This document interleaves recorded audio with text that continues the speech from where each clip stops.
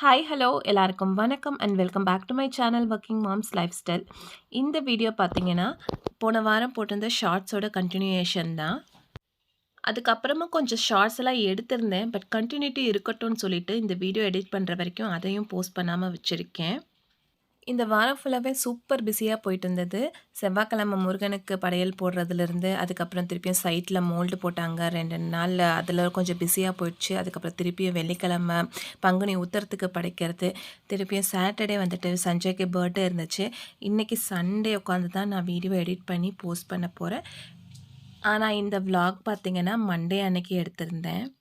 சஞ்சய்க்கு 10th standard start பண்ணதுக்கப்புறம் இந்த week தான் ஃபஸ்ட்டு மந்த்லி டெஸ்ட் நடந்துகிட்ருக்கு. அவன் கொஞ்சம் காலையிலேயே எழுந்திரிச்சு படிக்க ஆரம்பிச்சிருந்தான்.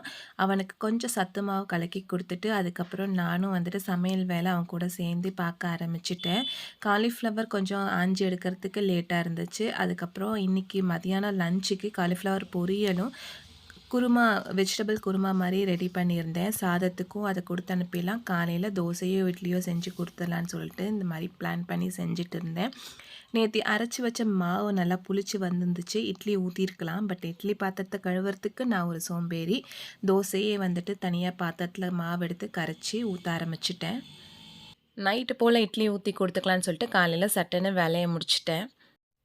பசங்களுக்கு ஒரு பக்கம் தோசை ஊற்றி கொடுத்துட்டு குருமா குழம்புலே தொட்டு சாப்பிடுங்கடான்னு சொல்லிவிட்டு நான் வந்துட்டு டிஃபன் பாக்ஸ் பேக் பண்ண ஆரம்பிச்சிட்டேன்.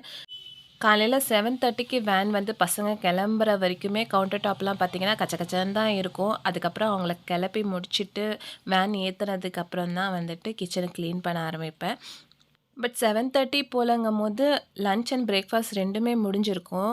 ஜஸ்ட் க்ளீனிங் மட்டும் பண்ணிவிட்டு அடுத்தது என்னோடய வேலையை ஸ்டார்ட் பண்ணுறதுக்கு எனக்கு சரியாக இருக்கும். சமையல் ஸ்டார்ட் பண்ணுறதுக்கு முன்னாடி இல்லை சமையல்லாம் முடிச்சுட்டு ஏதாவது ஒரு டைமில் பார்த்தீங்கன்னா கவுண்டர் டாப் ஃபுல்லாகவே தொடச்சி எடுத்துருவேன். சம்டைம்ஸ் கொஞ்சம் லேட்டாக எழுந்திரிச்சிட்டேன்னா காலையில் வந்துட்டு துடைக்கிறதுக்கெல்லாம் டைம் இருக்காது. கடகடன்னு சாப்பாடு செஞ்சு முடிச்சுட்டு பசங்களெல்லாம் அனுப்பிட்டு அதுக்கப்புறம் தான் வந்துட்டு இந்த மாதிரி க்ளீனிங் எல்லாம் பண்ண ஆரம்பிப்பேன்.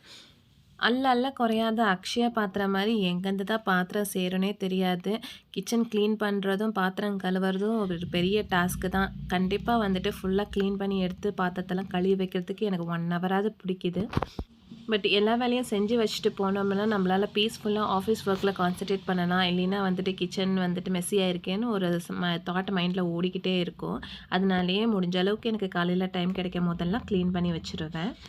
பசங்களுக்கு சாப்பாடு கிளறும் போது கொஞ்சம் சாதம் மீந்துருந்துச்சு. அதையே நான் பிரேக்ஃபாஸ்ட்டாக எடுத்துக்கிட்டேன். நேற்று கோதுமை தோசை மாவு கரைச்சி வச்சுருந்தேன்ல, அதில் ஒரு 2, 3 தோசைக்கு மாவு மீந்துருந்துச்சு. அதை சுட்டு வச்சுட்டோம்னா நான் மதியானமே அதை சாப்பிட்டுக்கலான்னு சொல்லிட்டு கொஞ்சம் பொரியல் குழம்பெல்லாம் எடுத்து தட்டில் வச்சு ரெடியாக நான் எடுத்து என்னோடய லஞ்சையும் வந்துட்டு ரெடி பண்ணி வச்சுட்டேன். பால் பாத்திரத்தை எடுத்துகிட்டு வெளியில் மாட்டி வச்சிட்டோம்னா பால்கார் வந்துட்டு பால் ஊற்றி வச்சுருவார். கிச்சன் வந்துட்டு பார்த்திங்கன்னா இப்போ க்ளீனாக வச்சுட்டு போகிறேன். என் ஹஸ்பண்ட் காலையில் ஆஃபீஸ் கிளம்புறதுக்கு முன்னாடியே வாசலில் தண்ணி தெளித்து விட்டுட்டு போயிட்டேன். பட் பெருக்கெல்லாம் இல்லை. பசங்களெல்லாம் ஸ்கூலுக்கு அனுப்பிச்சிட்டு கிச்சன்லாம் க்ளீன் பண்ணிட்டு வந்ததுக்கப்புறம் தான் இப்போ வந்துட்டு வாசல் பெருக்கி கோலம் போடலான்னு வந்தேன். காலையில் வாசலுக்கு தண்ணி தெளிக்கும் போதே இப்போல்லாம் என்ன பண்ணுறேன்னு பார்த்தீங்கன்னா செடிங்களுக்கும் தண்ணி விட்டுடுறேன். ஓஸ் வந்துட்டு பைப்பில் கனெக்ட் பண்ணியே வச்சுருக்கேன். பக்கெட்டில் தூக்கிட்டு வந்து ஊற்ற முடியல. வெயில் காலத்தில் செடிக்கும் நிறையா தண்ணி தேவைப்படுதுன்னு சொல்லிட்டு ஓஸை வந்துட்டு கனெக்டட்லேயே வச்சுருக்கேன். ஜஸ்ட் பைப்பை திறந்து விட்டுட்டு ஓஸில் தண்ணி விட்டுருவேன். நான் வாசல் பெருக்கி கோலம் போட்டுட்ருக்கிறதுக்குள்ளேயே காக்டெயில்லாம் வந்துட்டு பயங்கர சத்தம் போட்டுட்டு இருந்தாங்க. எங்கள் வீட்டில் 2 பேர் இருக்குது. ஒன்று பார்த்திங்கன்னா பட்டு சிட்டு, இன்னொன்று கியூட்டி ஸ்வீட்டி.